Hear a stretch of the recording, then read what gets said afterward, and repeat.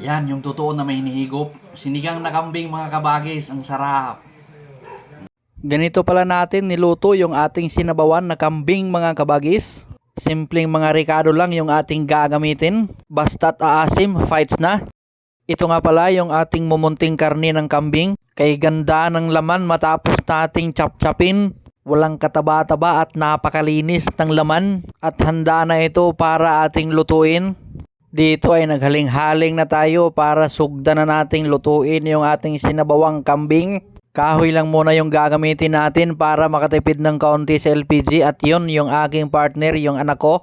Dito ay sugdan na natin na ibutang ang yung ating laman ng kambing.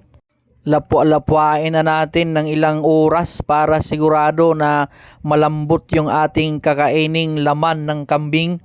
Ayan, napakasariwa at napakabango ng ating palalambuting karne ng kambing.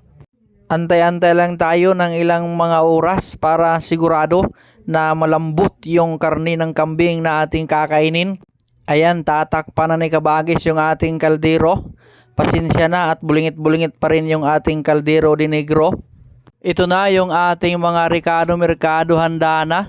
Antayin na lang natin na bumukal-bukal yung ating tinakang-takang. Ayan, bumukal-bukal na yung ating linapuan kaya initsa-itsa na natin yung mga ricado mercado. At habang tayo naghihintay, selfie-selfie daw muna kami ng aking kulit na bata. At ito na, bumukal-bukal na. Inilagay na natin yung kalahating sako ng Magic Sarap para talagang sumarap. At syempre, iitsa-itsa din natin ang isang sako ng sinigang mix with gabi.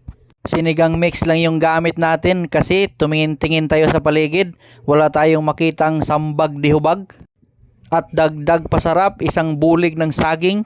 At isang bukag ng Pinoy de Pitsay. Pinoy de Pitsay kasi dito yan tinanom sa Pilipinas. At yan si kabagis, tinanaw-tanaw yung kanyang niluluto at talagang gutom na yan. At yun, hinukad-hukad na pala ni kabagis yung kanyang niluto, nasa misa na. At painom-inom tayo dyan ng vitamins kasi yan ay pampagana ng ating pagkain. Talagang mauubos ang bahaw dyan kasi sinamahan ni kabagis ng pampagana ng kain.